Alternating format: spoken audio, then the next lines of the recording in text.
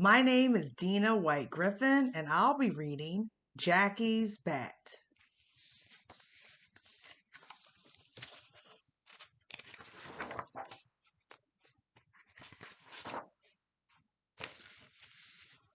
My pops and me have been going to baseball games since I was 3.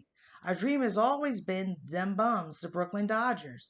They've had their slumps, but this season, 1947, is going to be their best ever. And you know why? Because I'm their bat boy. It's my first day, and I get to the locker room earlier than anyone.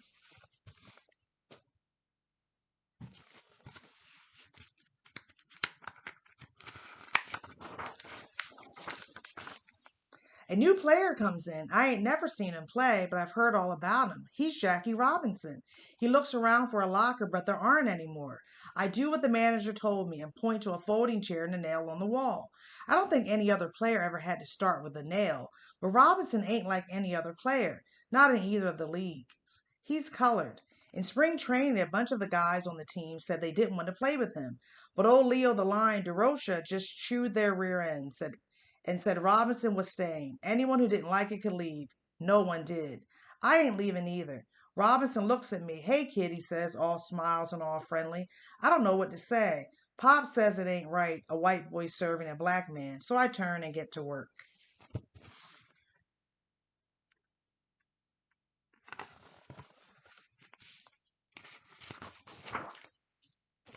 The Yanks are coming for 3 games before the opener, and I have plenty to do. I put all the uniforms in the right lockers and the new number 42 jersey on the nail. I clean the spikes on the shoes and brush them till they shine, all except number 42's. Then I cart the bats, gloves, and balls down the field. For the first game against the Yanks, there's a mob of colored fans waiting for Robinson, hoping for his autograph. He hasn't even done anything yet.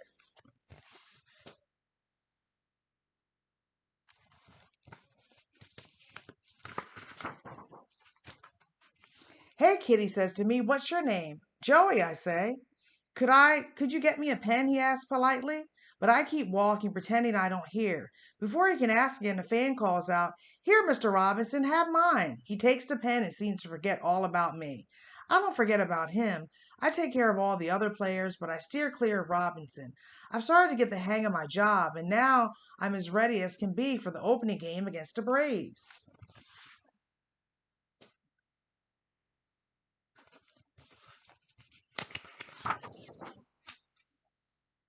As the players' names are called, the fans go wild, me along with them. But when Robinson's name comes over the loudspeaker, the Negroes jump to their feet, waving signs like crazy. You think President Roosevelt came back from the dead, but they're not the only ones excited. Everybody wants to see if Robinson can really play ball in the big leagues, even Pops. Holy moly, I want to say. Robinson's okay on first base, but he's pretty sad at the bat.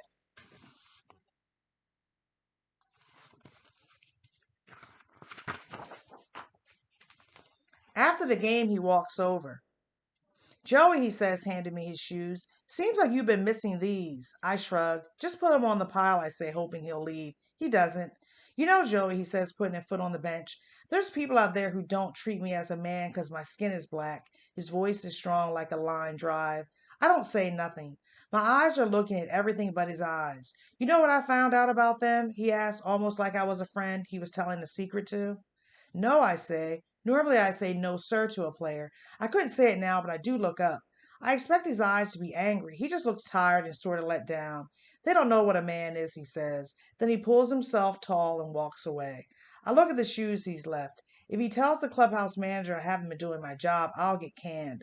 So I clean those shoes a little bit better, but they don't shine.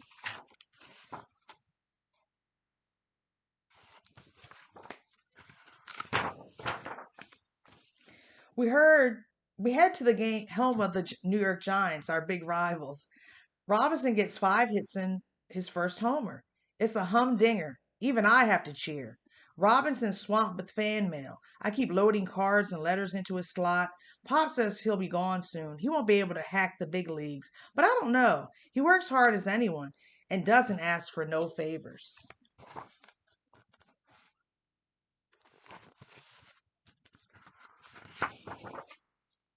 After the Giants, we come back home for 3 games against the Phillies. The day's so cold for game one, I have to keep blowing on my fingers to keep warm. When I hand Robinson his bat, shouts start coming from the Phillies dugout. Why don't you go back to the cotton fields? They're waiting for you in the jungles, black boy. A bunch of the players aim their bats at him like guns and shout the N word. I can't believe it. This is baseball for crying out loud. Robinson just keeps playing. He hits a single, steals a base, and even scores. But I can see the ugliness is getting to him. He makes his first error of the season. The second game is as rotten as the first, and our fans are as mad as us. But then at the start of the third game, our second baseman, Eddie Stanky, stands and roars, "You yelly bellied cowards! Why don't you yell at somebody who can answer back?" Everybody knows Robinson promised he won't make no trouble no matter what. Then another Dodger hollers, "If the guys played as well as you talk, you'd win some games." "Yeah," I shouted like the rest. "Shut your faces."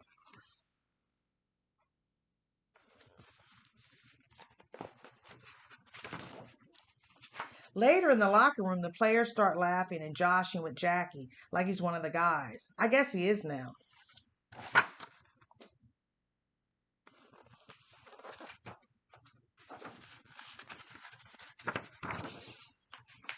After that, Jackie goes into a hitting slump, and I wonder, will he get pulled from the lineup on May Day against the Cubs? He shoots a line drive to left field. The slump is broken. We win the games, and suddenly we're on top in the league.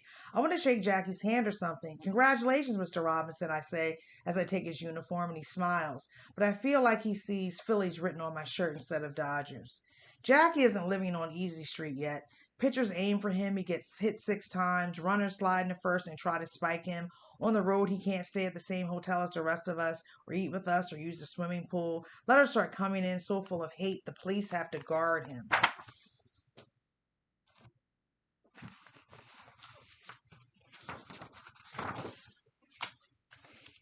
If I weren't the bad boy, I don't know if I'd believe it. Jackie just keeps playing harder and harder, and he goes on a hitting streak, batting in doubles and homers, and he steals his way around the diamond. He even steals home. The pitchers get so crazy that they can't pitch for watching Jackie. By September, we're on top. Even so, I get a bad feeling I can't shake or talk to Pops about. I'm doing my best work for Jackie, getting the pine tar and rosin for his bats, delivering his mail, bringing him chiclets and water, but I still feel like we're in 2 different dugouts, and I'm the one who put us there.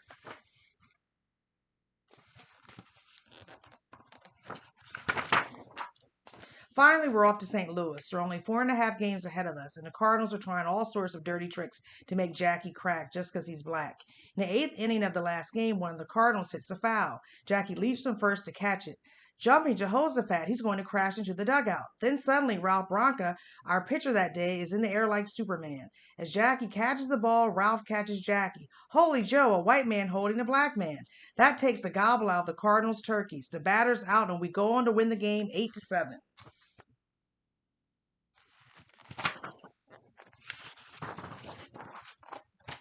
The Cardinals later lose to the Cubs. All of Brooklyn is celebrating. We won the National League pennant, and Jackie is the first ever Rookie of the Year. September 23rd, 1947 is Jackie Robinson Day at Ebbets Field. I get there early and hang out in the dugout because I want to say something to Jackie before I go sit with Pops. A bunch of color boys yell to me from the fence, "Could you give something to Jackie for us, please?" A boy about my age hands me a package and a homemade card. Jealousy rips through me. I wish the present was mine.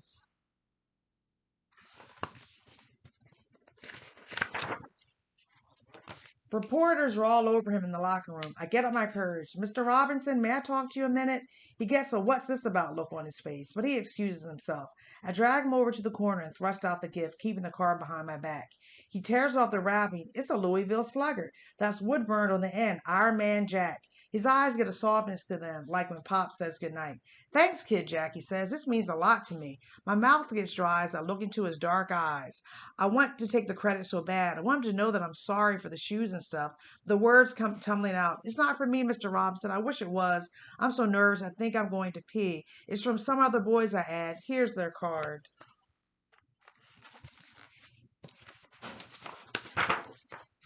My eyes go to the floor.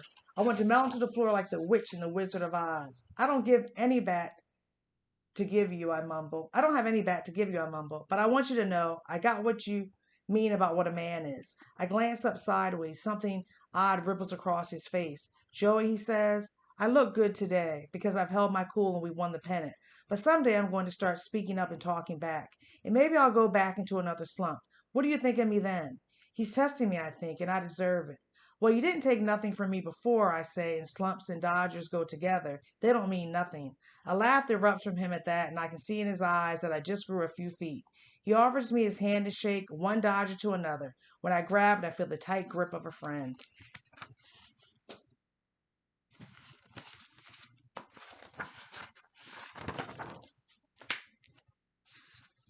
Later, I go to find Pops in the stands. The place is so crowded that it's hard to see among all the different color faces.